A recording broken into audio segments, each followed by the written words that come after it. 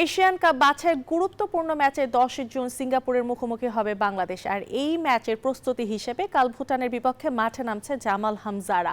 সেই সঙ্গে ভুটান ম্যাচে এই দেশের মাটিতে প্রথমবারের মতো লাল সবুজের জার্সি গায়ে দেখা যাবে ফাহমিদুল ইসলামকেও, এমনটাই জানিয়েছে কোচ হ্যাভিয়ের কাব্রেরা। অন্যদিকে ভুটানের অধিনায়ক মনে করেন দক্ষিণ এশিয়ার সেরা দল বাংলাদেশ। আগামী 10 জুন এশিয়ান কাপ বাছাই পর্বের ম্যাচে সিঙ্গাপুরের মুখোমুখি হবে বাংলাদেশ। আর ওই ম্যাচ সামনে রেখে ভুটানের বিপক্ষে বুধবার একটি প্রস্তুতি ম্যাচ খেলবে হামজা জামালরা। তাই তো নিজেদের ঝালিয়ে নিতে জাতীয় স্টেডিয়ামে অনুশীলন করেছেন হাবিয়ার কাবরেরার শিষ্যরা। ভুটানের সাথে ম্যাচ দিয়ে দীর্ঘ 4 বছর পর জাতীয় স্টেডিয়ামে ফিরছে ফুটবল। সেই সাথে এই ম্যাচেই দেশের মাটিতে অভিষেক হতে যাচ্ছে হামজা চৌধুরী ও ফাহমিদুল ইসলামের। সংবাদ সম্মেলনে এমনটাই আভাস দিয়েছেন head coach Cabrera. From it as Hamza did when he arrived.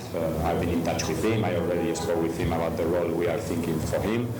He's very open to everything and absolutely ready to adjust to everything. For me, with him, we need to be a little bit more careful with the long journey, with whether when he arrives, or help him to feel comfortable in the group.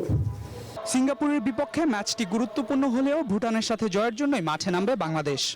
আমি ওই সময় তো চিন্তা করছি মানে আরো player join করবে না, বাট এখন দেখতেছি আস্তে আস্তে মানে এই নাম্বার বাড়তেছে। সো এইটা আমি মনে করি এটা দেশের জন্য ভালো হবে। অফকোর্স লোকাল প্লেয়ার ওরাও খেলবে, বাট আপনি যদি দেখেন সবচেয়ে বেস্ট এক্সাম্পল হচ্ছে ফ্রান্স টিম, ম্যাক্সিমাম প্লেয়ার বাইরে।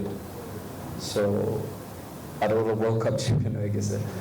অন্যদিকে খুব একটা ভালো অবস্থানে নেই ভুটান। নিজেদের শেষ 4 ম্যাচের 3টিতে হেরেছে তারা। কিন্তু বাংলাদেশের বিপক্ষে শেষ ম্যাচে জয় কিছুটা আত্মবিশ্বাস যোগাবে ভুটানকে। তবে বাংলাদেশকে দক্ষিণ এশিয়ার সেরা দল হিসেবেই দেখছেন ভুটানের অধিনায়ক।